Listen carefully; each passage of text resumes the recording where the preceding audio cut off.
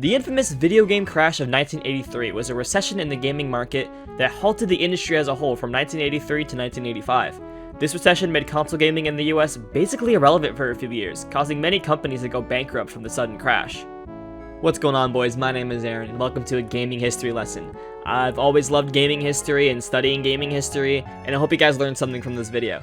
If you do, leave a like and hit the subscribe button. It really does help me out in the YouTube algorithm. And yeah, hope you enjoy. Let's set the stage to the early 80s, where the second generation of consoles ruled the market. Most notably, the Atari 2600, easily the most popular console at the time, without really that much competition. Unless number pads were your thing. Atari saw massive success with the 2600, and of course, other companies wanted a piece of that sweet home video game pie. Before 1979, third-party video game developers just simply didn't exist yet. The first third-party company to hit the scene would be none other than Activision, now famous for the Call of Duty franchise. Atari didn't like that this new company was able to make games for the 2600 without paying them a single dime, even going as far as to sue Activision.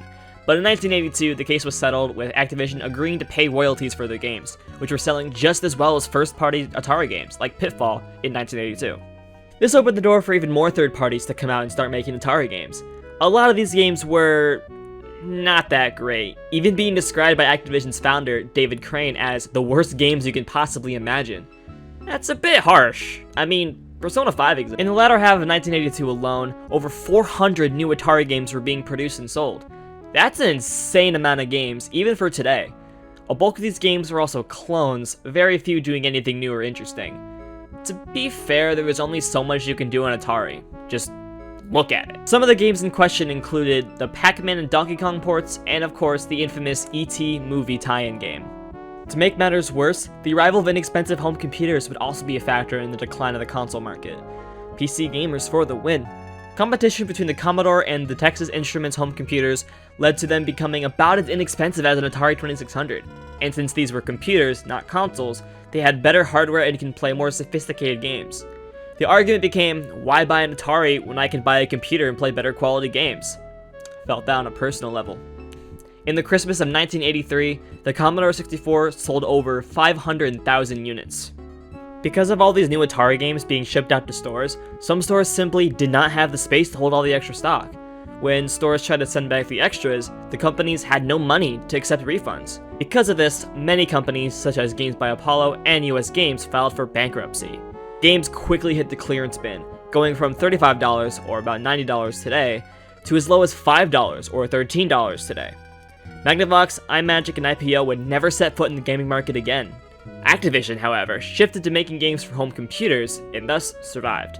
In 1982, Atari's market share dropped from 75% to 40%. The most memorable symbol of the crash of '83 is when Atari secretly buried extra cartridge stock of games like Pac-Man, Centipede, and of course E.T. the Extraterrestrial in a landfill of New Mexico. Hundreds of thousands of cartridges were buried in this event.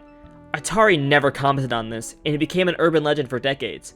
Until 2014, when a documentary called Atari Game Over proved that this burial event really happened. It's a fantastic documentary, and I recommend it to anybody who's further interested in this event. While the crash hurt the United States the most, the gaming market in other regions like Europe and Japan would stay healthy. Japan is the most significant here, since after the crash, Japan would now be the main producer of home consoles. As a result of the crash, Nintendo would shift their focus from arcades to home consoles. The Nintendo Famicom became localized as the Nintendo Entertainment System, or NES, in the United States. This console was more advertised as a toy than a video game, with the inclusion of Rob the Robot, and by 1987 it became wildly popular.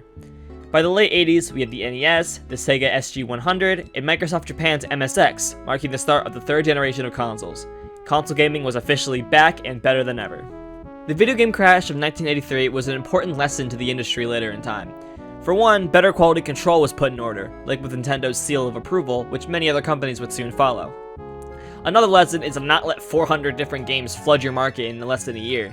The console market definitely showed its growing pains here, but the end result was a fantastic industry that I'm sure that we as gamers are very thankful for.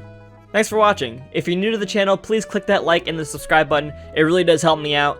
Comment something you found interesting, or something I forgot. Follow me on Twitch and Instagram, all of that will be in the description. See y'all in the next video. Bye-bye.